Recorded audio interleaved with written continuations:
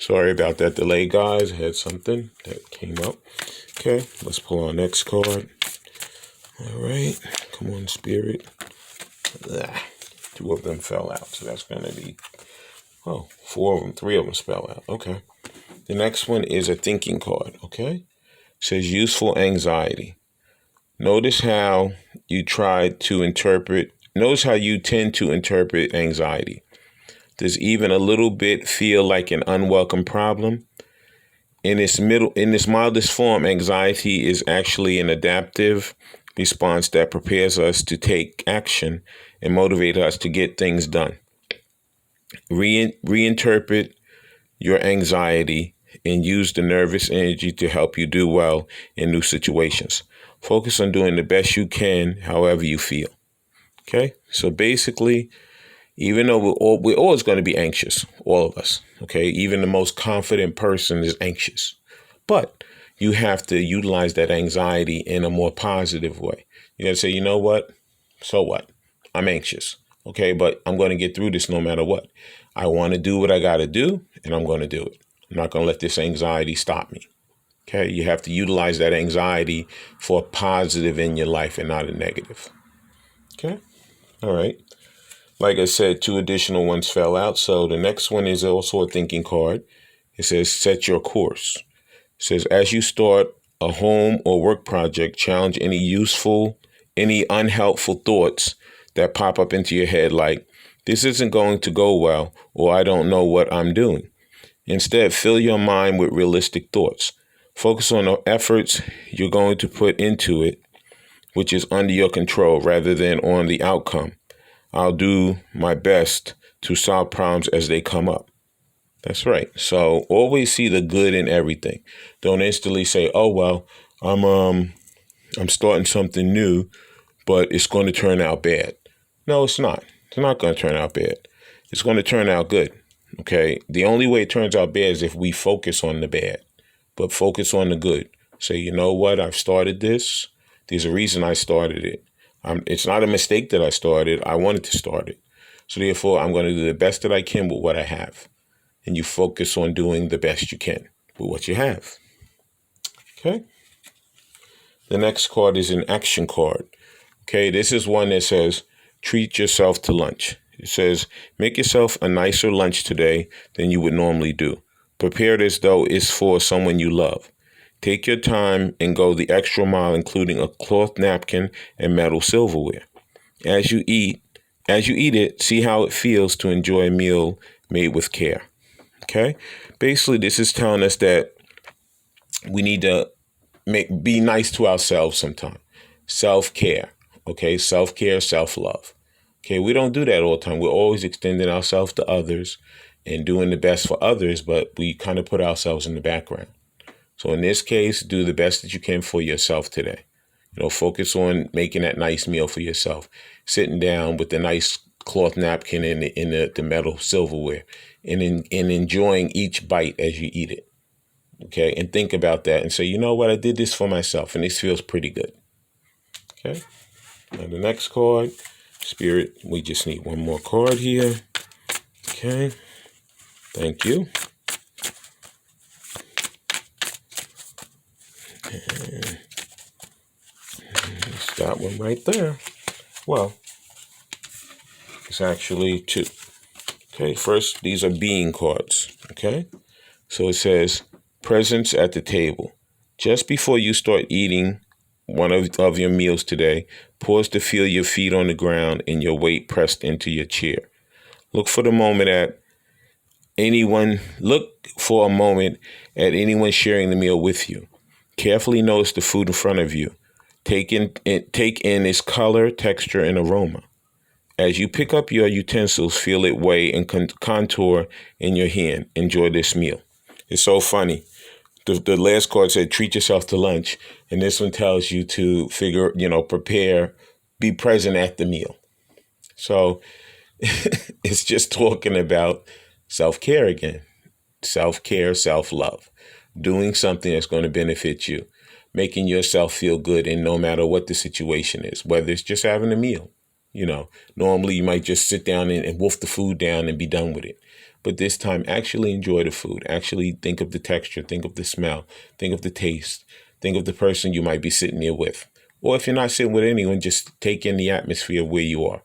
Okay? But make yourself happy. Don't worry about someone else for the moment. Just worry about yourself. Okay? And the final card, it's another B card, is breathe and give thanks. Sit comfortably in a quiet place. Bring your awareness to the breath as it moves in and out of your body. With each breath, bring to mind one thing in your life that you're grateful of, like your house, your car, or your kids. Include everyday gifts like the air you breathe. You might repeat this meditation if you ever find yourself lying awake in the middle of the night. So basically, just be grateful for everything. Just breathe with it. Take a nice breath. Say, thank you, God, for this. Thank you for that. Be grateful. Be grateful for your life. Be grateful for the things you have. And remember, life always gets better. It gets better because we make it better. It doesn't get better because of other people. It gets better because of the way in which we are in life. Okay? So enjoy your life to the fullest. Okay? All right. Now, we're just going to get like 3 of these mindful thought cards. Okay? And then we're going to close out the reading.